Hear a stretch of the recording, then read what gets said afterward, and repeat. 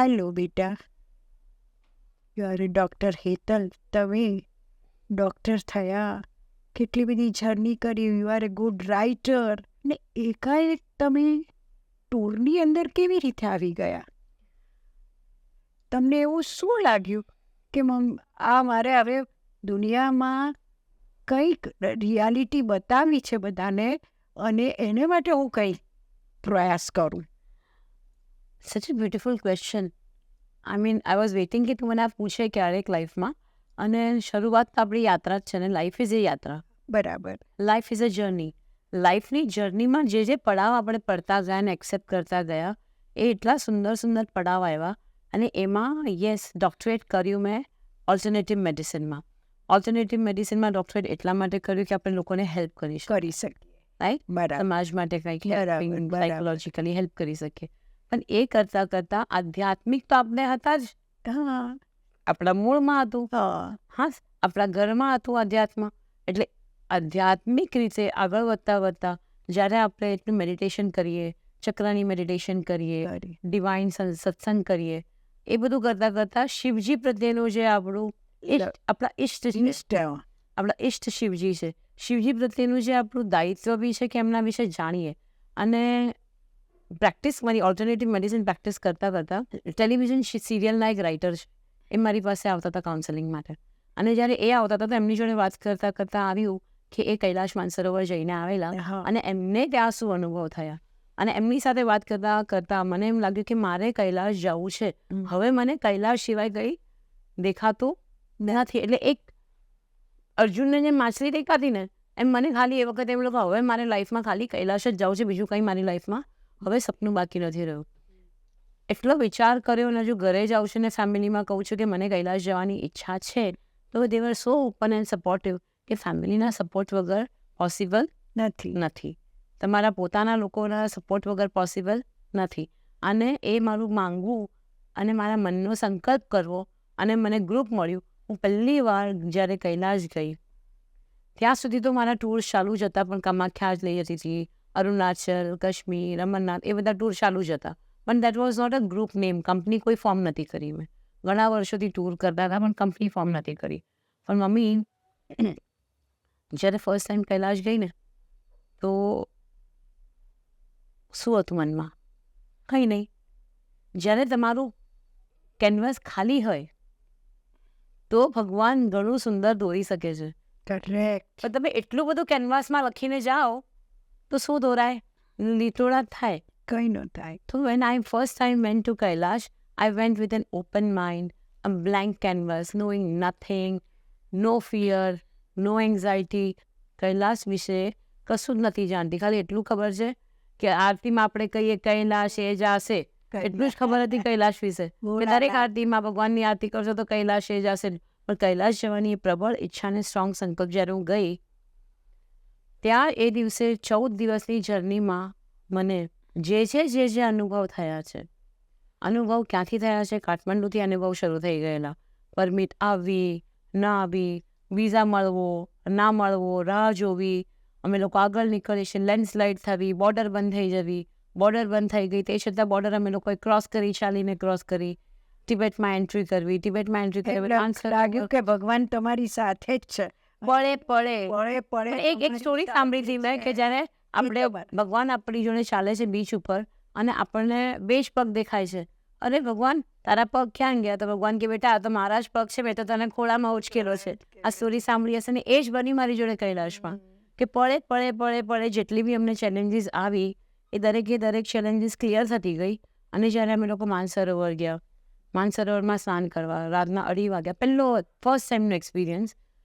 2:30 વાગે જેવી રીતે અંગાડી રાતના બ્રહ્મ મુહૂર્તમાં તમે ચંદ્રના દર્શન કર્યા, પૂનમનો તમારી પર પ્રકાશ જોયા, દર્શન કર્યા. અને દિવ્ય આત્માઓને જે મેં તેજરૂપી શક્તિઓને જોઈ છે ત્યાં આગળ, એ અનુભવ અંતરિક્ષમાંથી આવતા જોયા તમે બધા સ્ટાર્સને. 2:30 દિવ્યરૂપી.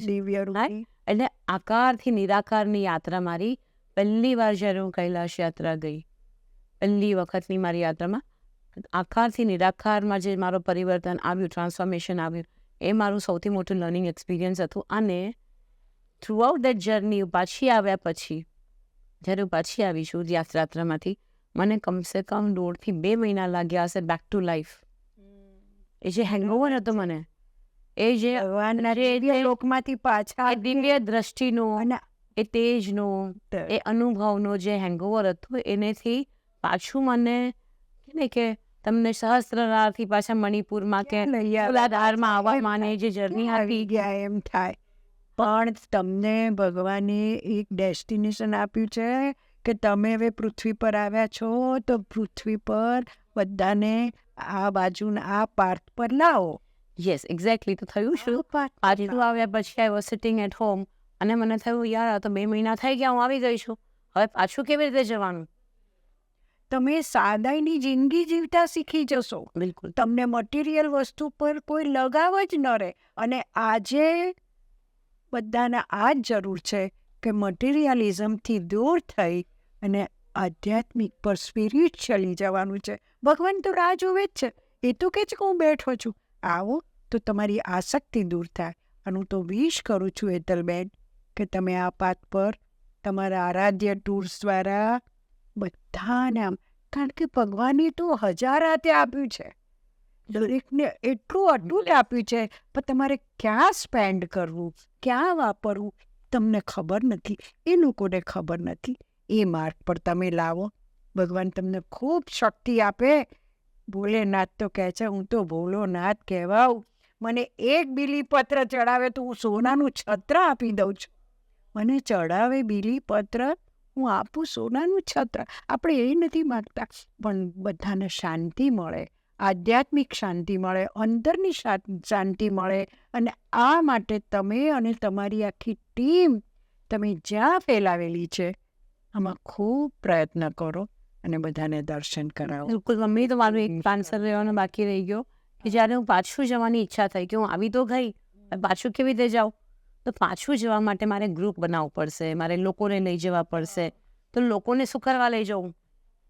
કોઈ તો કારણ છે. મને સપનું હતું કે મારું સપનું હતું કૈલાશ જવાનું. તો હું જ્યારે કૈલાશ ગઈ, મને મારા ઇષ્ટ મને મળ્યા, મને મારા આરાધ્યા દેવ મને મળ્યા. તો મને એ સમજાયું કે વ્યક્તિનું આરાધ્ય જે પણ હોય, તમે આરાધ્યા તમારા દેવ હોય, આરાધ્યા તમારા ઇષ્ટ હોય, આરાધ્યા તમારા પિતૃ હોય, આરાધ્યા તમારા ગુરુ હોય, તમારા જે બી આરાધ્યા તમારા દેવ હશે, એ તમને તમારી આ યાત્રામાં તમને જરૂર મળશે. અને એ ક્યાંય બહાર નહીં મળે. આ યાત્રામાં તમારા ઇષ્ટ તમને તમારી અંદર મળશે. અંદર તો એ તમારી એ યાત્રાને તમારે પૂરી કરવાની કે તમે આરાધ્ય દેવને તમારી અંદર મળો. અંદર મેં એ વિચારીને મેં કંપનીનું નામ આરાધ્યા રાખ્યું કે આરાધ્યા ટૂર્સ, કે જે આરાધ્યા ટૂર્સ તમને તમારા આરાધ્ય જોડેનો મિલાપ કરાવશે, ક્યાંય બહાર નહીં કરાવે, તમારી અંદર કરાવશે.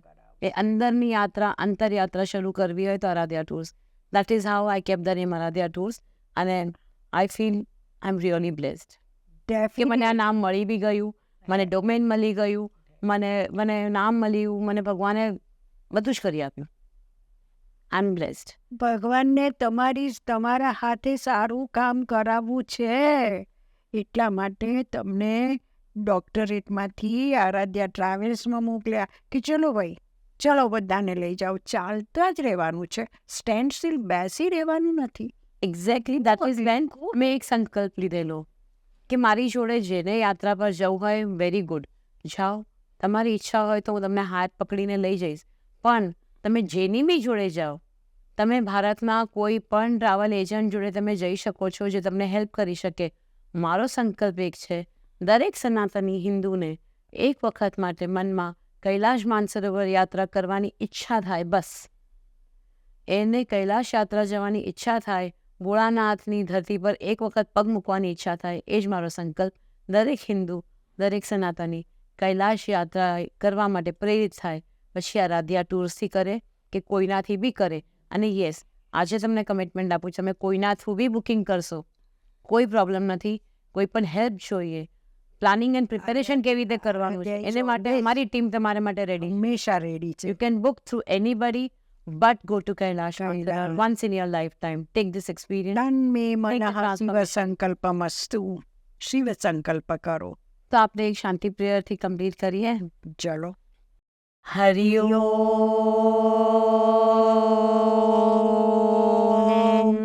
द्योः शान्तिरन्तरिक्ष शान्तिः पृथिवी शान्तिराप शान्ति ओषधयः शान्तिः वनस्पतयः शान्तिः विश्वे देवा शान्तिः ब्रह्म शान्तिः सर्वगुं शान्तिः शान्तिरेव शान्तिः सामा शान्तिरेति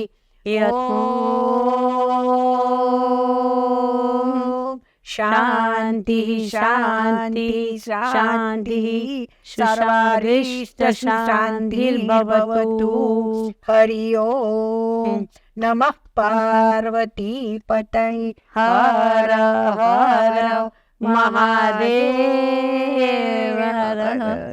भवतु सर्वमङ्गलम् भवतु सब मंगल so much सबका मंगल हो